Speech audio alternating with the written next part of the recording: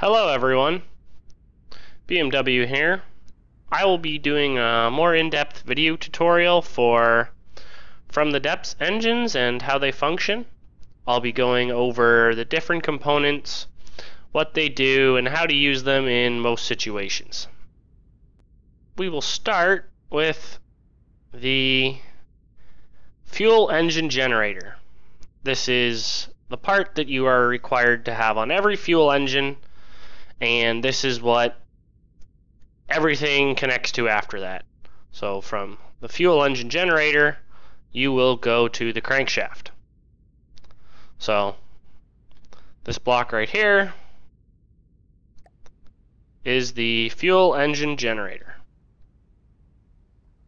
As you can see, when you hover over it, it gives you some information about the stats of your engine and whatnot. Next, you have the crankshaft. This is what all other components of your engine will eventually connect to. So as you can see, you can make it as long as you want or as short as you need. It is the basic part of your engine. From there, you have the adapter. And what the adapter allows you to do is extend your crankshaft in any direction by one block.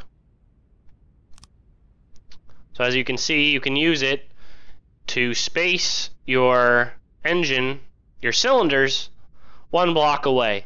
So if you had another cylinder here or something and you needed extra space, you would just pop an adapter on and changes where you're able to mount your cylinders.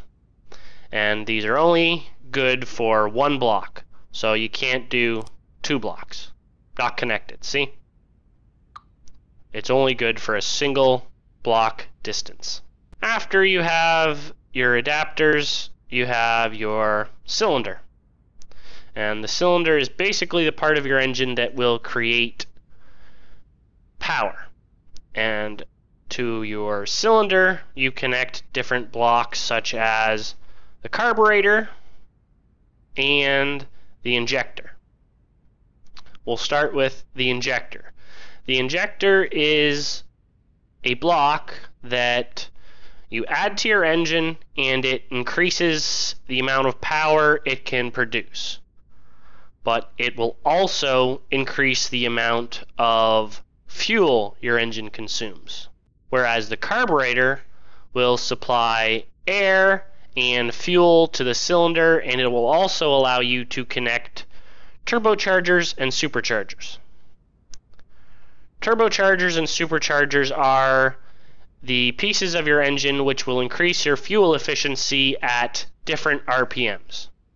So as you can see, the turbochargers increase fuel efficiency at high RPM, and the superchargers increase fuel efficiency at low RPM. And the turbochargers have to connect to both the cylinder and the carburetor. And the supercharger just connects directly to the carburetor. So as you can see here, we have a supercharger on top of a carburetor. And we have turbochargers connected to the cylinder with the black part and the carburetor with the white part. One advantage that the turbocharger has over the supercharger is the turbocharger out of the black part is an exhaust, so it will help cool your engine. And that will bring us to exhausts. If you just have a basic engine or you don't have a turbocharger, you are able to cool your engine with an exhaust. So if you have injectors, you might want to run exhausts, or you might want to run turbochargers depending on how you want to run it and what your needs are for what you're doing. So over here I have a basic example of what like a well-rounded engine would be. You have an injector, two superchargers, and 3 turbochargers.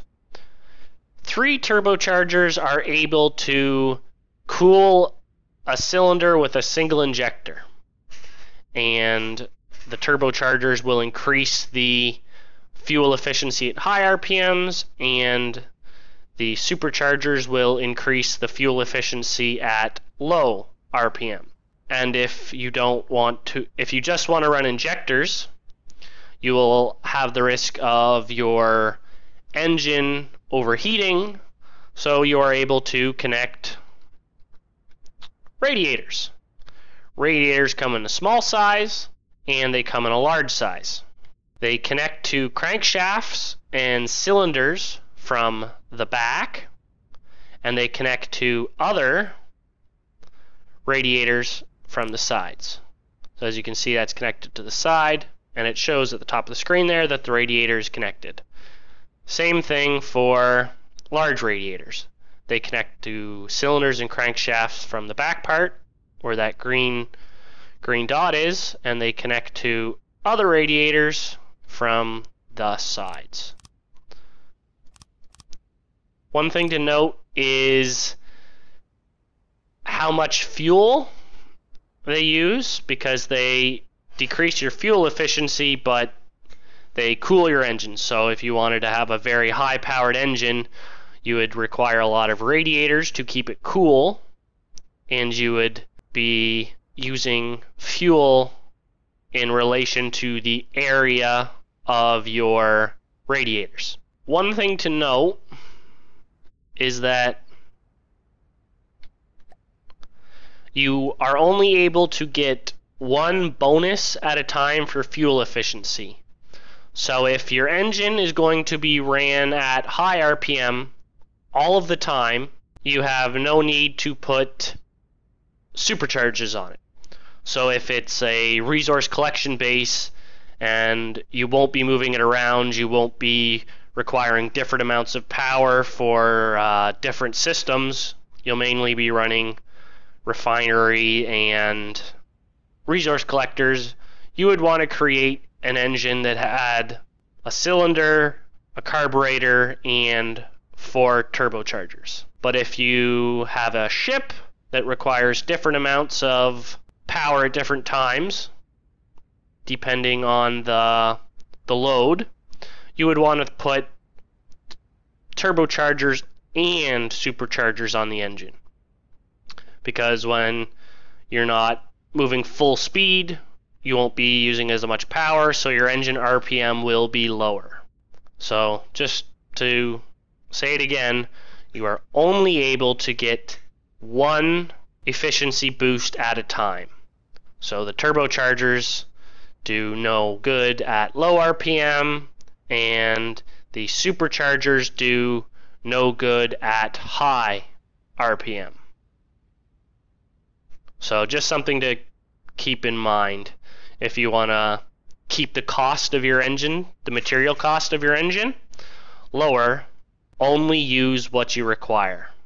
Let me know what you think down in the comments, and if you have any questions, I'll do my best to answer them. So thanks for watching, and like and subscribe.